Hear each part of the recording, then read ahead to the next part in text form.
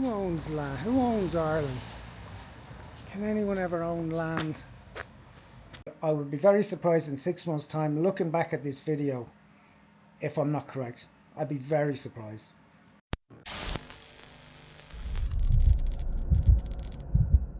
I mean, not just buy it, not own it. Is it ours? Can it be taken away? Do we have any right to say we can or can't live here? I used to believe in free movement. I used to really think that you shouldn't even have a passport. I used to think you should be able to go anywhere in the world that you want without borders. That's the way I used to think. I don't feel like that anymore. Might be me an age, might be an age thing, I don't know. But I like being Irish, and I like the Irishness of being Irish, if that's even a phrase. How are you? Welcome to Ballia Clia. Around the Guinness Hop store, as usual. A couple of things I want to talk about. There's loads of things that kind of spilling out of me. So, being asked about my agenda, I don't have an agenda. Aims, objectives. I feel very strongly about my country. What I worry about is 14,000 people homeless. What I worry about is people dying on the streets. What I worry about is the Irish people. What I worry about is illegal immigration. And the state of the nation and what's happening and how we're being lied to. I'm going to have to tell these people to keep quiet. How we're being lied to by our government and how the majority of us are just taking it. The majority of us are just accepting it and going with the flow. So my aim objectives, reporting on things that are damaging to the country that we're just not addressing. Second one was racism. So what have I not been called? Racist, xenophobic. There's some people drunk coming from Guinnesses who will probably photobomb me. Racism. So no, of course I'm not racist. So I spend most of my time in India. Not most of my time, 8 years of my life so far. I'll go back whenever I could get a chance. India's my second home. I've nothing against any race or nation. I don't dislike anyone. Hate is an extremely strong word, and I don't hate anyone.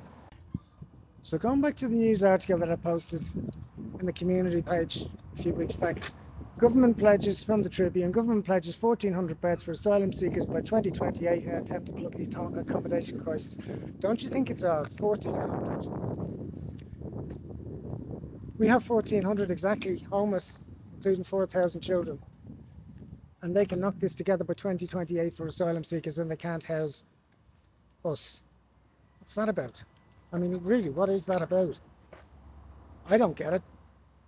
I don't get it. So here's an opinion, and it's just not just an opinion, it's based on experience. I've worked in the addiction and homelessness field for many years. I kind of have a good idea what I'm talking about. So 85% of the world's Class A opiates, we'll call them, come from a certain region in the world. And these people from this region are now coming into our country in larger amounts than they did before.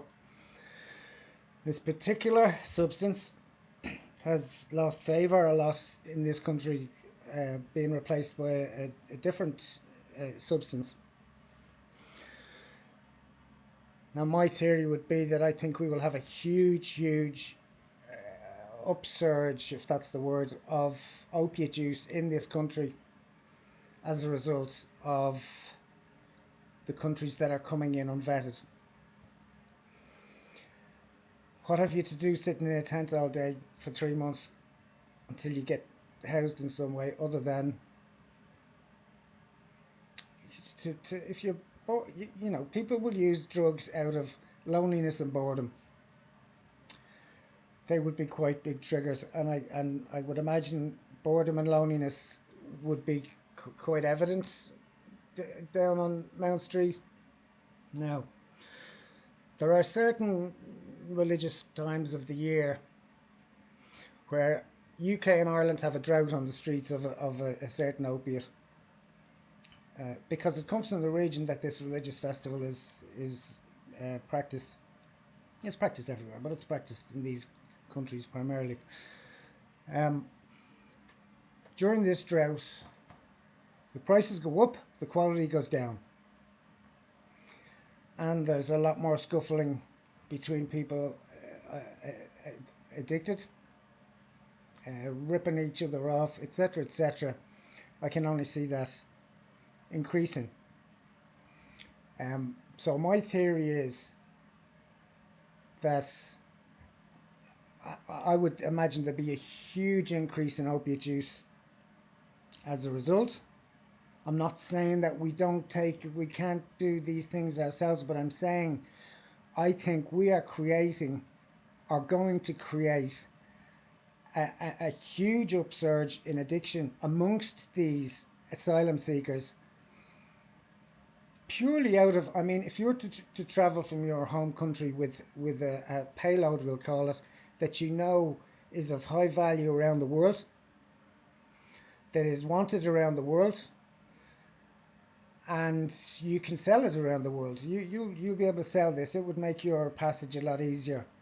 Also, with other people, then it is quite an opportunity and a safeguard against poverty. If you have a payload like this, you know that you will in some way, you have something of value that is valued by other people on board. Again, this is purely my thoughts on it, but I would be very surprised in 6 months' time looking back at this video if I'm not correct. I'd be very surprised. So I was just talking to a Romanian guy living on the streets. I talk to him quite regularly. He's a really nice fella. Won't say his name. And he said to make a distinction, if you're saying anything about the Roma come from India originally, and actually a lot of people in India dress quite like them. Rajasthan seem to. There's a tribe called Telugu.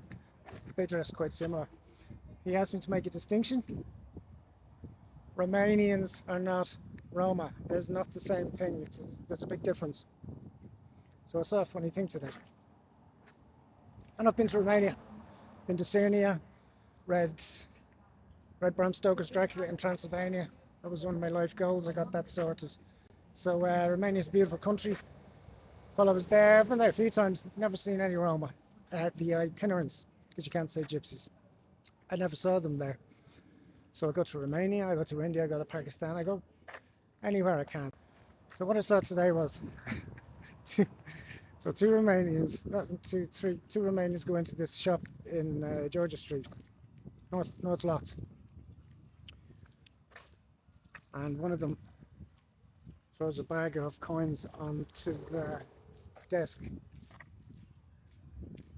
and confuses the guy, asks for something and they didn't want it, and then another bag of coins came out, didn't want that either, and she asked for cigarettes. He said she was too young. I just got all confused. But while all this was going on, someone else came in and another bag of coins went over, and they were just fleecing the shop while this was going on. I was watching them. They couldn't do anything. Security couldn't do anything.